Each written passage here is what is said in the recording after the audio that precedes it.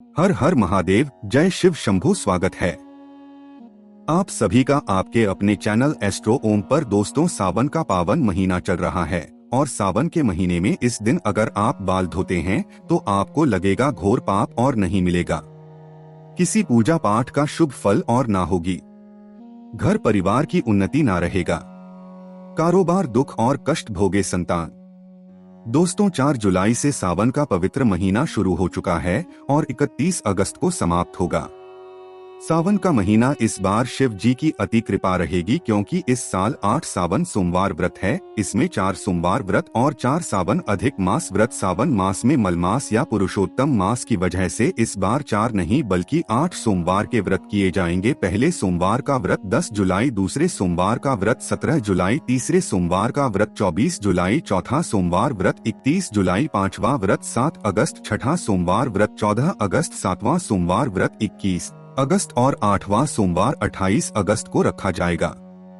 दोस्तों, सावन का महीना बहुत ही पवित्र महीना होता है। सावन का पवित्र महीना भगवान भोलेनाथ और माता पार्वती का मास होता है। सावन का महीना गंगा जल की तरह पवित्र माना जाता है और इस पवित्र सावन के महीने में जो भी भक्त सच्चे भाव से सच्चे मन से मैया पार्वती भोलेनाथ की शरण में जाती है, उनकी हर मनोकामनाएं, हर इच्छाएं भोलेनाथ और माता पार्वती जरूर पूरी करती हैं। दोस्तों, अगर आप भी महादेव की कृपा अपने जीवन में पाना चाहते हैं तो वीडियो को लाइक करके कमेंट में हर हर महादेव लिखना ना भूलें। साथ ही चैनल को भी सब्सक्राइब कर लें। दोस्तों, सावन के इस पवित्र महीने में भूल कर भी अपने बाल ऐसे कभी मत होना, अन्यथा अनेकों अनिष्ट परिणाम भुगतने पड़ेंगे। दोस्तों, आपने कई बार अपने घर के बड़े बुजुर्गों को आपको किसी विशेष वार पर बाल धोने पर टोकते हुए सुना होगा। इसके पीछे धार्मिक मान्यताएं जुड़ी हुई हैं। ऐसी धारणाएं परंपरा और हमारी संस्कृति की मान्यताओं का हिस्सा है और सावन का बहुत ही पवित्र और शुभदायक महीना होता है। शिव मास है ये। सावन का हर दिन गंगाजल जितना ही पवित्र माना जाता है। सावन के महीने में भोलेनाथ को प्रसन्न करने के लिए विधि विधान से पूजा करते हैं। भगवान शिव की विधिवत पूजा अर्चना करने पर मनोवांछित फलों की प्राप्ति होती है। वैसे तो शिव जी सिर्फ 1 लोटा जल चढ़ाने से भी प्रसन्न हो जाते हैं, लेकिन सावन में यदि रोज छोटी सी विधि से शिव जी की पूजा की जाए तो हर परेशानी दूर हो सकती। और भी कई तरीके हैं शिव जी को प्रसन्न करने के, लेकिन ये व्रत विधि नियम पूर्वक तरीकों से किए जाएं तभी इसके शुभ फल आपको प्राप्त हो सकते हैं। तो शास्त्रों में बताए गए इन नियमों को जानना बहुत ही जरूरी है। नहाते समय बाल धोने के विषय में क्या बताया जाता है? दोस्तों, सावन के पवित्र महीने में किसी भी महिला को ऐसे बाल कभी नहीं धोने चाहिए, खासकर सुहागिन महिलाओं को जिन्हें गृह लक्ष्मी कहा जाता है, जो घर परिवार को जोड़कर रखती है, घर की सुख समृद्धि उन पर निर्भर रहती है। ऐसे में सावन के पवित्र महीने में उनका आचरण व्रत विधि में नियमों का किया गया पालन बहुत ही महत्वपूर्ण होता है। तो दोस्तों, तिथि के अनुसार देखा जाए तो पूर्णिमा, अमावस्या और एकादशी के दिन बाल नहीं धोना चाहिए। इसे बहुत ही अनिष्टकारी माना जाता है। दरअसल इन तिथियों पर चंद्र या तो उच्च या नीच की स्थिति में होता है। चंद्रमा मस्तिष्क को प्रभावित करता है।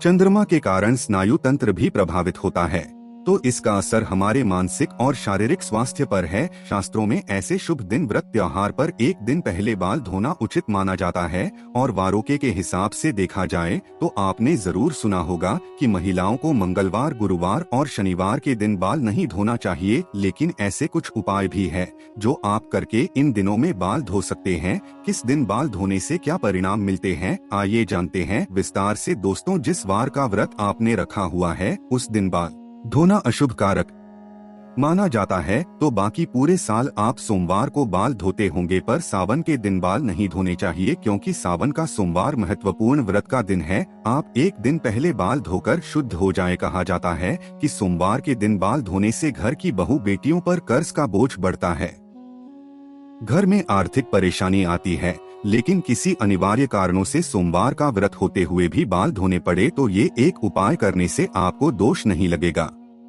दोस्तों, पलाश के फूलों को हाथों से मसलकर उसे अपने बालों में लगाएं।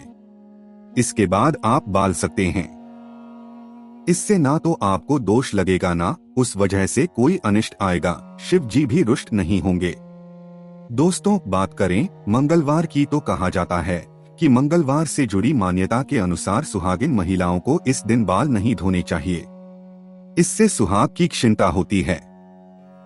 हालांकि इस दिन कुंवारी कन्याएं बाल धो सकती हैं। माना जाता है कि इस दिन बाल धोने से आर्थिक परेशानियों का सामना करना पड़ सकता है। सुहागिन महिलाओं के जीवन में बाधाएं आने लगती हैं। यदि किसी कारणवश मंगलवार को ही आपको बाल धोने पड़े, तब ऐसे लगने वाले दोषों से बचने के लिए उपाय आंवले का रस निकालकर या फिर आंवले के चूर्ण का घोल बनाकर उसे अपने बालों में लगा लीजिए, फिर बालों को धो लीजिए। दोस्तों, कहा जाता है बुधवार को महिलाएं बाल धो सकती है, लेकिन मान्यता है कि ऐसी स्थिति में महिलाओं के भाई पर कर्ज का भार बढ़ जाता है। बुधवार का अधिपति बुध भाई बहनों का कारक है। इस दिन बाल धोने का दोष व्यक्ति के छोटे भाई को लगता है। इससे बचने के लिए ये उपाय करें। आप वरुण देवता या गणेश जी को अपना बड़ा भाई बना लें। केवल उनकी पूजा करते समय आह्वान और उनसे बड़े भाई बनने की प्रार्थना करें, विनती करें। और बुधवार को बाल धोना अनिवार्य हो तो दोष से बचने के लिए तुलसी के 5-6 पत्तों को हाथ में लेकर मसलकर अपने बालों में लगा ले, फिर बाल धो ले। इससे सारा दोष समाप्त हो जाता है। दोस्तों, कहते हैं गुरुवार को सुहागन महिला तो क्या किसी भी स्त्री पुरुष को अपने बाल नहीं धोने चाहिए। जन्मों जन्म तक इसका पाप पीछा नहीं छोड़ता।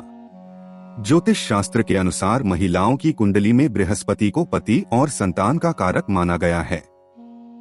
गुरुवार को महिलाओं के बाल धोने से उनका गुरु कमजोर है, जिसका असर पति और बच्चों के अलावा घर के अन्य सदस्यों पर भी पड़ता है। यही कारण है कि महिलाओं को गुरुवार के दिन बाल धोने से बचना चाहिए। गुरुवार के दिन पुरुष या महिला के बाल धोने से घर परिवार में बरकत नहीं रहती, साथ ही कई प्रकार की आर्थिक परेशानियां भी झेलनी पड़ती है, धन की कमी रहती है। बृहस्पतिवार की कथा में उस रानी का वर्णन है जो बृहस्पतिवार को बाल धोती थी और उसका जितना भी धन था सब नष्ट हो गया। इसलिए यह मान्यता प्रचलित है कि गुरुवार के दिन सुहागिन महिलाओं को बाल नहीं धोना चाहिए। लेकिन अगर गुरुवार को किसी विशिष्ट कारण हेतु बाल धोने पड़े तो थोड़ी सी हल्दी का घोल बालों में लगाएं या फिर हल्दी और बेसन मिलाकर उसका घोल अपने बालों में लगाएं। उसके बाद आप बाल धो सकते हैं, दोष नहीं लगेगा। दोस्तों, शुक्रवार के दिन सुहागिन महिलाएं अपने बाल धो सकती है, लेकिन जिस महिलाओं के पुत्र है या फिर जिनकी पुत्र प्राप्ति की कामना है, ऐसी महिलाएं शुक्रवार के दिन बाल ना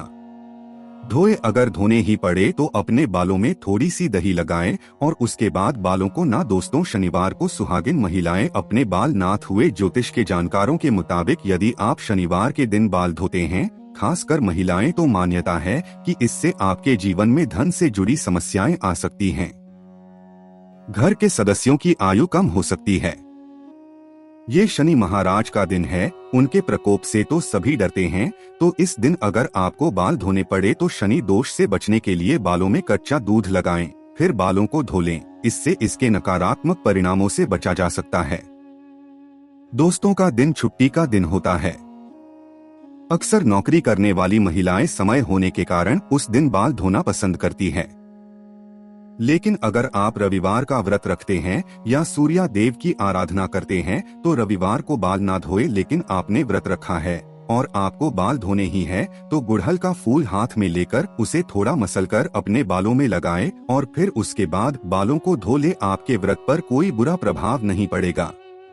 अब जिस दिन पूजा है, व्रत है, तो महिलाओं का बालों को ना धोना क्या भगवान पसंद करते हैं? इसका उत्तर हमें शास्त्रों में मिल जाता है। दोस्तों, सुहागिन महिलाएं जब अपनी मांग में सिंदूर भरती है, वो शरीर के स्थान पर भरती है, जिसे गंगा स्थल माना जाता है। मांग में सिंदूर लगाया जाता है, उसे गंगा सिंदूर कहते हैं। ये सौभाग्य की सबसे बड़ी निशानी है। इसी कारण सुहागिन महिला बिना बाल धोए नहाकर मांग में सिंदूर भरती है तो वो पूजा पाठ में शामिल हो सकती है, क्योंकि उसे पवित्रता और सौभाग्यवती का वरदान मिला है।